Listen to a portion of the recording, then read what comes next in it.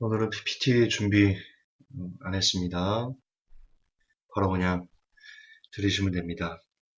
오늘 설교 제목은 세상에서 가장 아름다운 죽음이다. 이렇게 제목을 제가 가져왔습니다. 여러분들이 아시듯 저는 시한부 종말론 교주입니다. 그렇게 다른 사람들이 알고 있습니다. 인터넷에도 저의 이름을 치면 시한부 종말론과 이렇게 연결돼서 저에 대한 비방글이 많은 것을 익히 아실 겁니다. 그걸 보고 많은 사람들이 회복교를 들어오지 않습니다. 제 메시지를 알아보려고도 하지 않고 그냥 이단이네 그렇게 단죄를 해버립니다. 그런데 곰곰이 한번 생각을 해봅니다. 시한부 종말론. 자, 곰곰이 한번 생각을 해봅니다. 시한부 종말론? 크리스찬에게 시한부 종말론이라는 것이 꼭 그렇게 나쁜 것인가? 여러분, 어차피 사람은 한번 죽습니다. 어차피 사람은 죽습니다. 그거는 곧 사람은 누구나 다 시한부 인생을 산다는 겁니다. 어리석게도 대다수의 사람들이 이를 모를 뿐이지 사람은 누구나 태어나면서부터 아주 이제 영세에 된 한 살도 안 먹은 그 아이 역시 시한부의 인생을 사는 겁니다. 그게 본질입니다, 인생이. 아닌가요? 제가 지금 지나치게 과장하는 건가요? 예, 누구나 죽습니다. 그 시간차가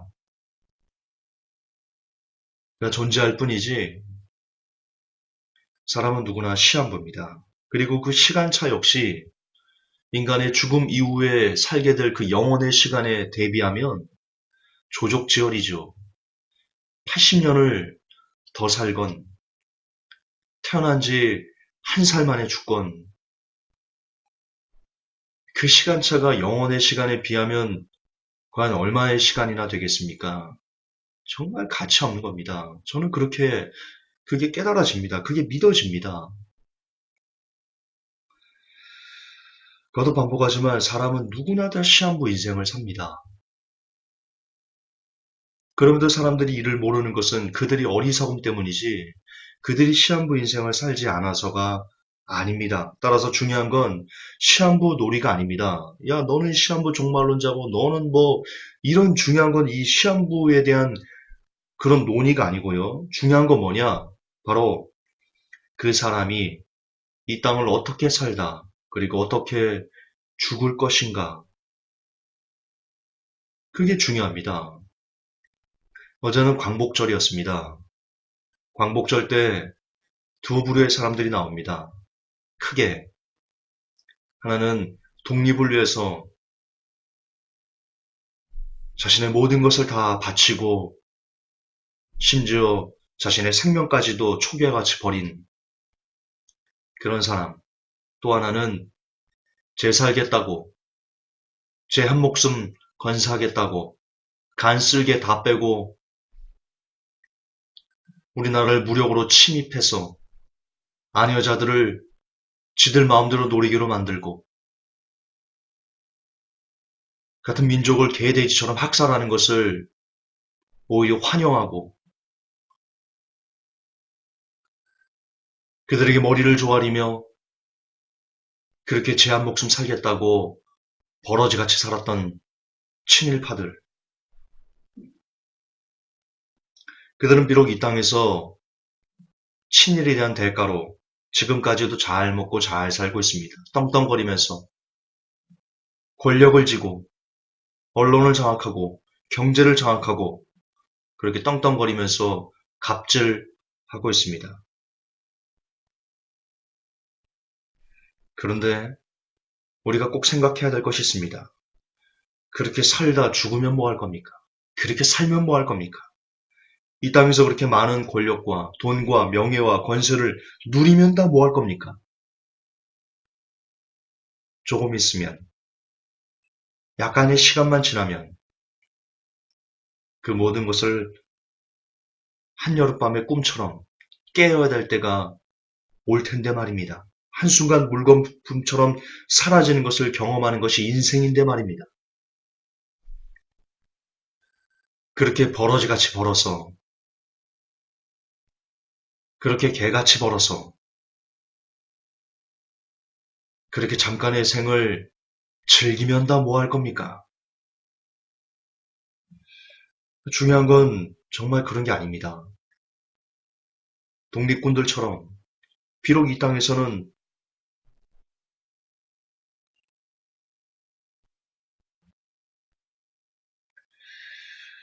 갑자기 민족주의자가 되는 것 같은데 여기서 멈추고요.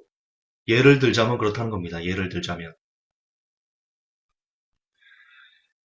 비록 헐벗고 못 먹고 못 입고 머리 둘 것도 없고 조금은 안타깝게 살지라도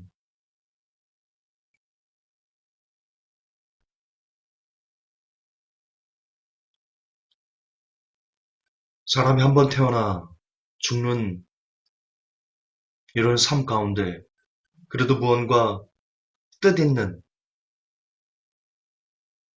그런 삶을 살다 가야 되는 거 아닐까요? 특별히 저와 여러분들은 크리스찬입니다. 크리스찬입니다. 크리스찬의 삶에서 가장 뜻있는 건 뭘까요? 크리스찬들의 삶에서 가장 중요한 건 뭘까요? 여러분들은 뭐라고 생각하십니까? 잠깐 곰곰이 한번 생각해 보십시오. 우리는 크리스찬입니다. 주 예수 그리스도를 따르는 사람들입니다. 그분의 가치관, 그분의 삶의 방법, 방식, 그분이 이렇게 살라고 가르쳐준 그 가르침들, 그런 것들을 그대로 쫓아 살아가는 사람들입니다. 그런 우리들에게 이런 크리스찬의 삶에 가장 중요한 건 뭘까요? 저는 크리스찬의 삶에서 가장 중요한 것이 바로 주 예수 그리스도를 기다리는 것이다. 라고 믿습니다.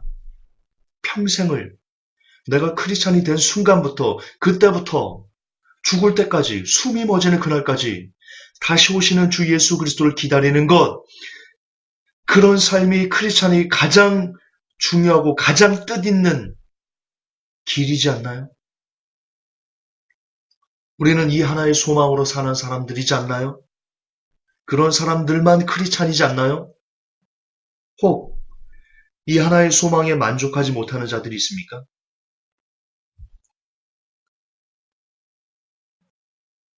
그런 사람들은 왜 그렇습니까? 왜 예수님을 믿습니까? 예수 팔아 벤츠 사려고 떵떵거리고 싶어서 지금 여러분이 사는 그 삶을 좀 윤택하게 하고 싶어서 남들에게 손가락질 받지 않고 남들 위에 우뚝 서가지고 살아보고 싶어서 그 사는 힘을 예수님을 이용하고 싶어서 그렇게 사는 거 아닌가요? 여러분, 주 예수님을 기다리는 삶만으로 만족하지 못하는 크리스찬은요, 두 가지 중 하나입니다. 그런 사람은 두 가지 중 하나입니다. 첫째, 예수님을 안 믿거나. 둘째, 예수님을 믿어도 예수님을 자신의 주인이 아닌 이방신의 하나로서 자신이 이 땅에 사는 그 삶의 영달을 위해서 이용해 제 배를 불리려고 혈안이 된 그런 사람이거나 둘 중에 하나일 겁니다.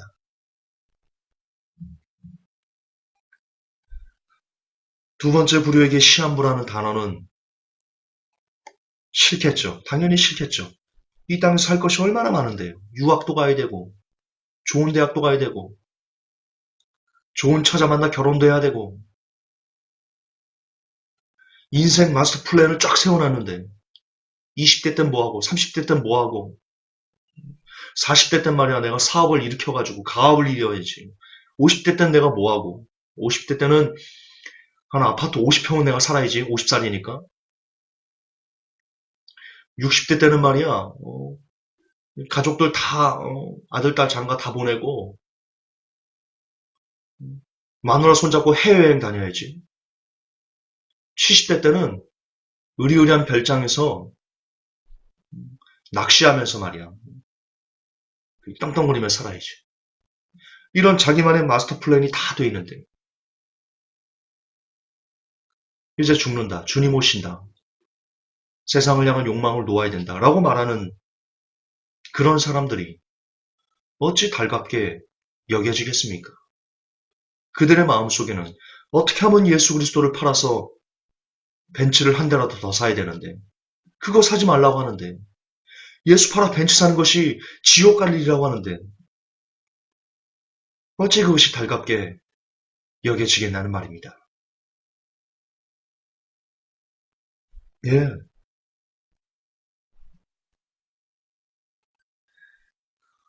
두 번째 부류는 어떻게든 예수님 좀 이용해서 제 삶을 좀 윤택하게 바꿔보려고 그렇게 애를 쓰는 조엘 로스틴 같은 조영기 목사 같은 그런 사람들은 절대로 주님 오시는 것이 달갑지 않지요.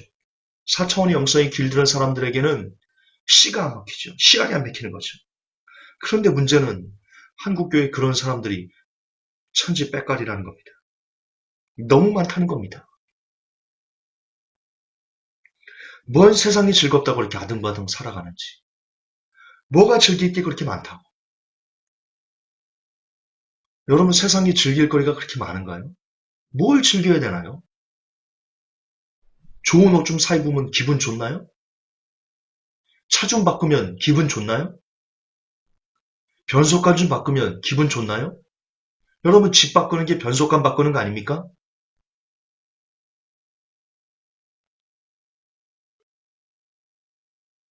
그 잘난 명예 좀 얻으면 그게 뭐가 그렇게 좋습니까?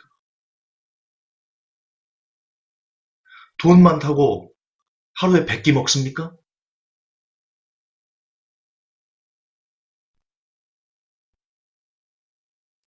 솔직히 세상 별다른 재미없지 않습니까?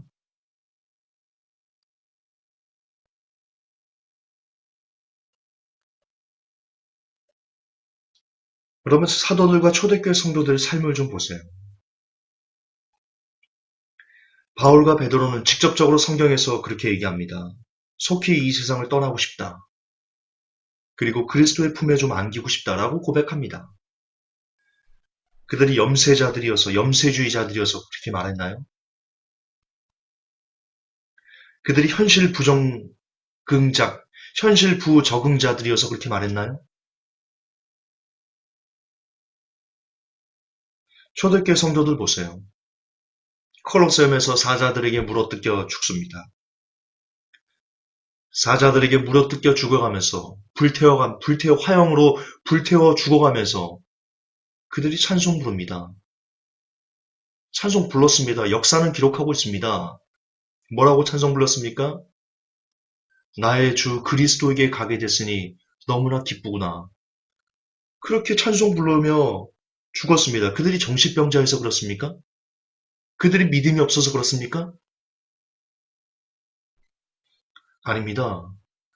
그들이 왜 그렇게 고백했습니까? 왜 그렇게 그들이 불태워지면서 주님을 노래하면서 죽었습니까? 이유는 그들이 크리스찬의 삶에서 가장 중요한 것이 뭔지를 깨달은 사람들이기 때문입니다. 아까 말씀드렸죠? 크리스찬의 삶에 제일 중요한 것은 다시 오시는 주 예수 그리스도를 기다리는 것 또는 조속히 그분께 가는 것. 예, 이게 크리스찬의 소망의 전부입니다. 이 이상 가는 소망이 있어요? 크리스찬에게? 이 이상 가는 즐거움이 있어요? 크리스찬에게? 있어야 돼요? 이런 게? 그 이상 가는 게 있어야 돼요? 바울과 베드로, 초대교회 성도들, 12명의 제자들, 그들의 순교에 담겨있는 열매는 오늘날 우리에게 뭘 증명해주고 있습니까? 크리스찬에게 있어 그들의 마음이 오직 하나님의 나라에 모두 다 빼앗기는 것이 가장 행복하고 가장 위대하고 가장 값진 삶이다라는 것을 뚜렷하게 저와 여러분들에게 변증해주고 있습니다. 그렇습니다. 그들의 꿈은 오직 하나였습니다. 진짜 성도들이 이 땅에 진짜 성도로서 살다 죽은 사람들의 하나의 꿈은 그들의 열매는 어서 빨리 이 땅에서의 장막을 벗고 진짜 본향을 가기를 소망했습니다. 그곳에서 죽음과 영원의 시간을 즐기기를, 영원의 시간을 살기를 고대하고 또 소망했습니다. 이것이 크리스찬의 꿈이자 비전이고 소망입니다. 더 단정적으로 말할까요? 이것만 크리스찬의 꿈이자 비전이고 소망입니다. 이 시대 수많은 교회에서 꿈과 비전에 대해서 설교합니다. 너무나 많은 목사님들이 성도들에게 꿈을 가져라, 비전을 가져라, 원대한 꿈을 가져라, 그 꿈에 하나님께서 축복하신다라고 설교하면서 성도들을 이 땅에서의 꿈에 집착하도록 그렇게 이끌고 있습니다. 그러나 그들이 말하는 꿈은 가짜입니다. 그들이 말하는 꿈은, 그들이 가르치는 꿈은, 그들이 주입하는 꿈은 예수를 이용해 어떻게 하면 세상을 잘 살아보라는 그런 욕망의 부추긴 그 이상도 그 이하도 아닙니다. 김종사 너무 폄하하는 거 아니야? 아니요. 아니요. 그게 맞습니다. 제 말이 맞습니다. 왜냐? 성경에 나온 크리스찬들의 꿈은 성경에서 보여주는 크리스찬의 꿈의 본질은 어서 빨리 이 땅을 정리하고 싶은 것밖에 없었기 때문입니다.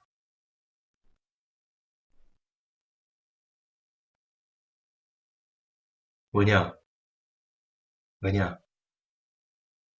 사람의 인생은, 사람의 진짜 삶은 이 땅이 아니기 때문입니다. 야고보서는 얘기합니다. 너희 생명이 무엇이냐? 너희는 잠깐 보이다 없어지는 안개이니라. 누가복음은 얘기합니다. 한 부자가 있었습니다. 부자가 곡간을 크게 짓고 기분 좋아가지고 니나노하고 있을 때 하나님께서 부자에게 말합니다. 이 어리석은 자야. 오늘 밤에 내가 내 영혼을 찾으리니 그러면 내가 이 쌓아놓은 부가 다 누구의 것이 되겠느냐. 정신 차려라. 어리석은 자야. 성경은 우리에게 이야기합니다. 이 땅의 삶이 나그네라고 얘기합니다. 베드로가 말합니다. 너 나그네 같은 행위들을 권고한다. 크리스찬은 본질적으로 이 땅이 나그네일 수밖에 없습니다. 그냥 왔다 그냥 가는. 그래서 성경은 얘기합니다. 성령의 사람은 어디서 와서 어디로 가는지를 모른다.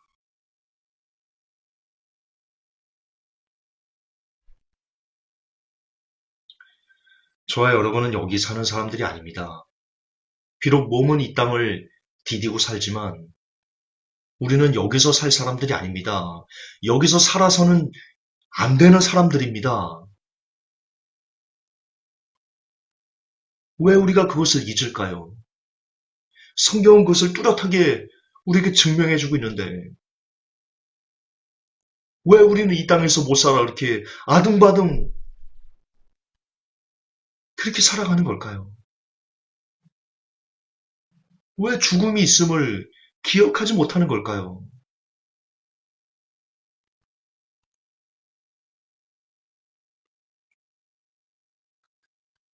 다시 한번 단언적으로 말씀드립니다. 성도가 하늘 소망을 염원하는 것보다 더 위대하고 원대한 꿈은 없다. 저는 여러분들에게 꿈을 꾸라고 말씀드리고 싶습니다. 비전을 품으라고 말씀드리고 싶습니다. 그리고 그 꿈이 어서 빨리 여러분들이 하나님 나라에 가기를 소망하는 것, 그 마음을 품으라고 말씀드리고 싶습니다. 회복교회 성도 여러분, 우리는 그 꿈을 꿉시다.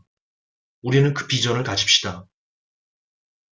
어서 이 땅의 장막을 벗고 하나님 나라에 가고 싶다는 그 원대한 꿈, 그분에게 받아들여지기를 원한다는 그 거대한 비전, 우리가 꾸는 꿈과 비전은 그것만 이기를 소원합니다.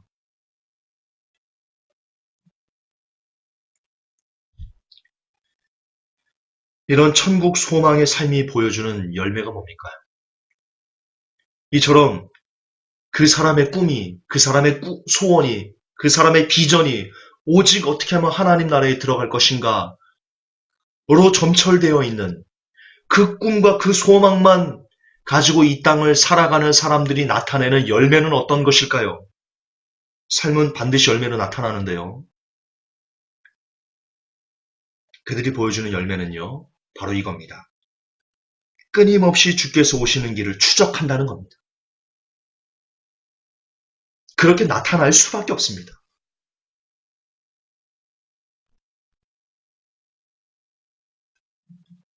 그럼에도 같은 크리스찬들이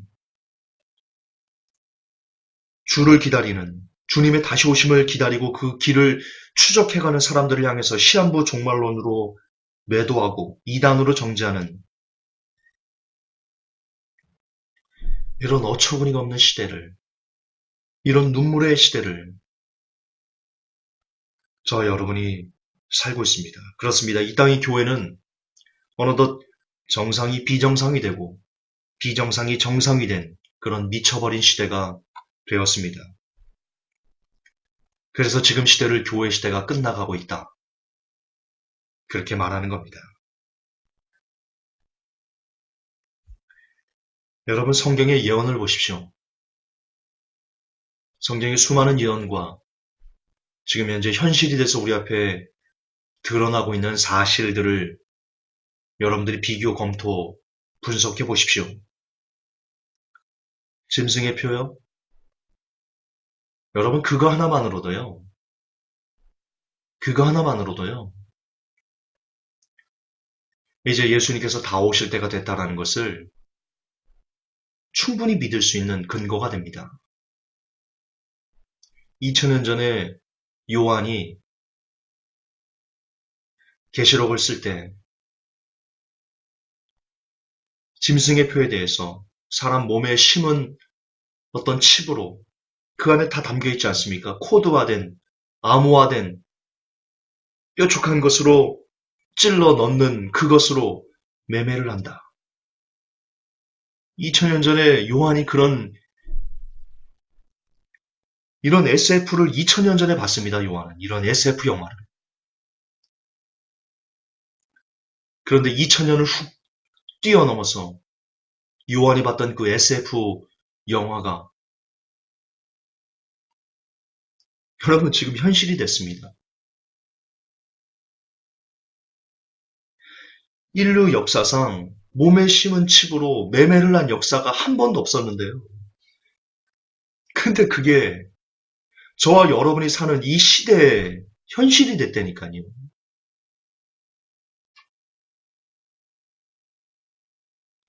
여러분 이게 안 놀라우세요? 이게 소름 돋지가 않으세요? 어떻게 이게 소름이 안 돋을 수가 있죠?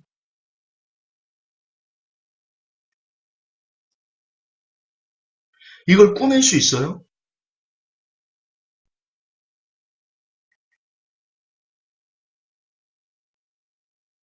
제가 톰 크루즈 미션 임파서블 여러분들에게 캡처해서 보여드렸죠.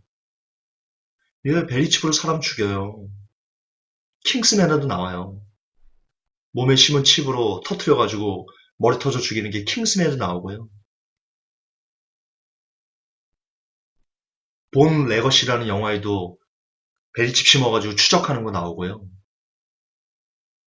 아주 많이 나와요. 이제는 뉴월드 오더가 감추질 않아요, 여러분.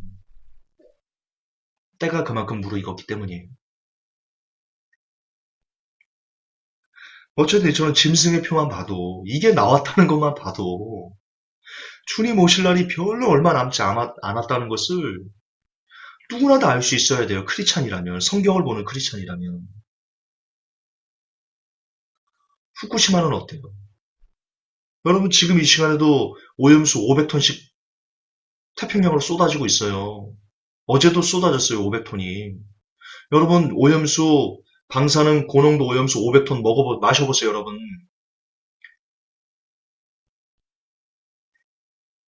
0.1리터만 마셔도 그냥 죽어버려요. 근데 그게 지금 몇 년째, 횟수로 5년째, 2011년도부터 그 일을 진행했으니까 횟수로 5년째 500톤씩, 300톤씩 매일 바다로 쏟아져 나가고 있어요. 내년이면 북태평양이 다 고농도 방사능으로 오염된대요. 동국대 김익주 교수가 그렇게 얘기를 했어요. 2018년이면 북태평양이 아니고 태평양 전체가 오염된대요. 감이 안 오세요? 그게 무슨 뜻인지 여러분은 감이 안 와요?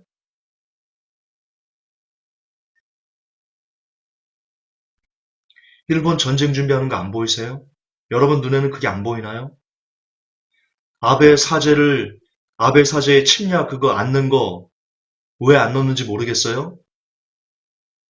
여러분 생각해 보세요. 아베가 사죄할 때 아베 담화에 과거 침략을 죄송하게 생각합니다.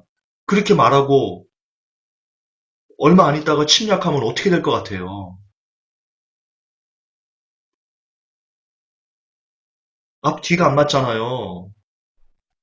그래서 사죄 안 하는 거예요. 침략에 대한 정당성을 부여하기 위해서. 다시 강조할게요. 여러분 아베 입장을 생각해 보세요. 아베 담화를 일본 국민들이 안 봐요?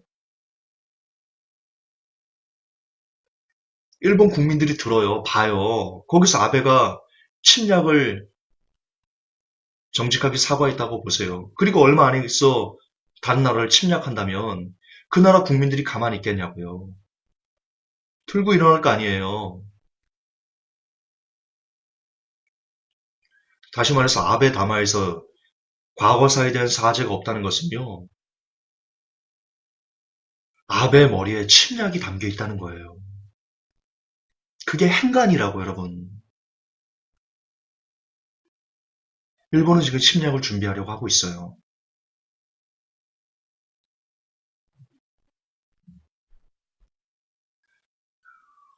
위안화 절야로 이제 드디어 본격적인 환율 전쟁이 시작됐습니다.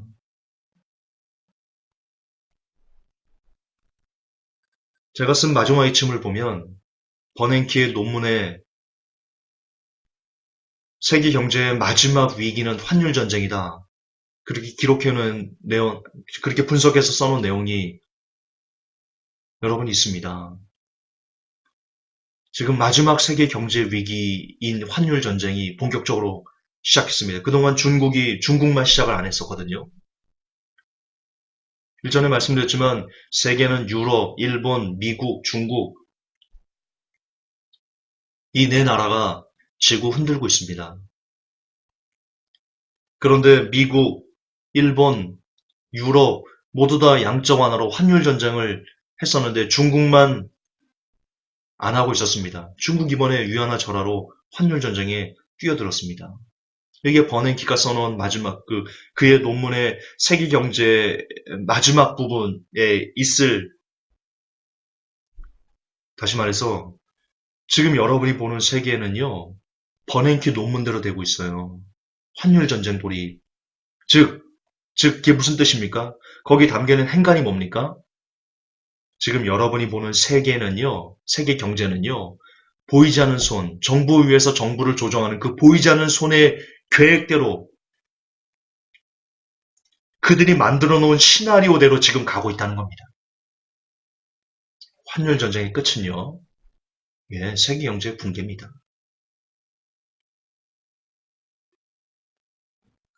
터키 돌변하는 거 보세요. 공마옥 전쟁 소식 제가 글 써놨죠? 꼭 읽어보세요.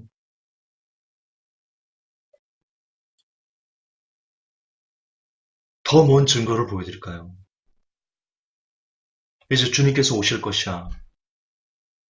이제 그분이 이 땅에 오실 것이야. 이 땅에 대환란이 있을 것이고 이 땅에 휴거가 있을 것이야 라는 그 성경 예언의 성취가 이제 곧 우리에게 있을 것이다 라는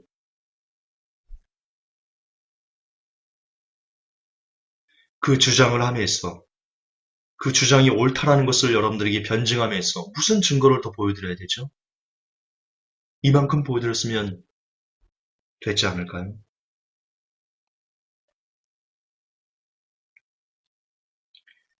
우리는요,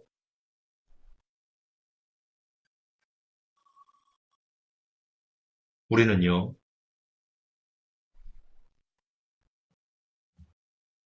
크리스찬입니다. 특히 나는 크리스찬이고 싶습니다. 감히 제 입으로 하나님 나는 크리스찬입니다. 라고 말하기가 부끄러운 것뿐이지 나는 크리스찬이 되고 싶습니다. 저는 어떻게 살고 어떻게 죽을까를 고민하며 사는 그런 사람이고 싶습니다. 그리고 크리스찬이고 싶은 사람에게 어떻게 살고 어떻게 죽을까에 대한 고민의 그 정점은 아무리 생각하고 또 생각해도 크리스찬으로서의 최고의 삶은 주님을 기다리는 삶이다. 그렇게 귀결됩니다. 나는 그분을 기다리다 죽고 싶습니다. 그 기다림 속에서 죽고 싶습니다. 그분이 내 생에 오지 않으신다 할지라도 나는 그분을 기다리다 죽고 싶습니다. 뭐냐면 그렇게 그분을 기다리다 죽어가는 삶이야말로 크리스찬으로서 가장 멋지고 가장 행복하고 가장 뜻있고 가장 아름다운 인생이기 때문입니다. 그렇습니다. 세상에서 가장 아름다운 죽음은 오직 하나, 우리의 주군이신 주 예수 그리스도를 기다리다 그 기다림 가운데 죽는 것, 그것이 세상에서 가장 아름다운 죽음입니다. 하나님, 우리가 크리스찬이고 싶습니다. 우리가 크리스찬으로서 우리를 크리스찬으로 만들어주신 그 주인을, 우리의 영혼의 주인이신 그 예수 그리스도를 다시 오신다 약속하신 그 언약을 늘 가슴에 새기고 그분을 기다리다, 그분을 기다리는 그 기다림 속에서 오늘 하루를 죽어가는 그런 복된 영혼이 제가 되고 싶습니다. 그리고 우리 회복계 성도들이 되었으면 좋겠습니다. 부디 우리가 이 아름다운 삶에서 이탈하지 않도록 혹 우리가 눈 감는 그날까지 주께서 아니 오실지라도 그래도 눈 감는 순간에 주님을 기억하며 이렇게 고백하고 싶습니다. 주님, 비록 제가 살아있을 때 오지 않으셨지만 그래도 일평생 주님을 그리워하고 주님을 기다리고 그 기다림 속에 죽어갈 수 있어서 행복했습니다. 라고 고백하며 눈 감을 수 있는 제가 그리고 모든 회복계 성도들이 되게 하여 주옵소서. 구주 예수님 이름 받들어 간절히 기도하옵나이다. 아멘.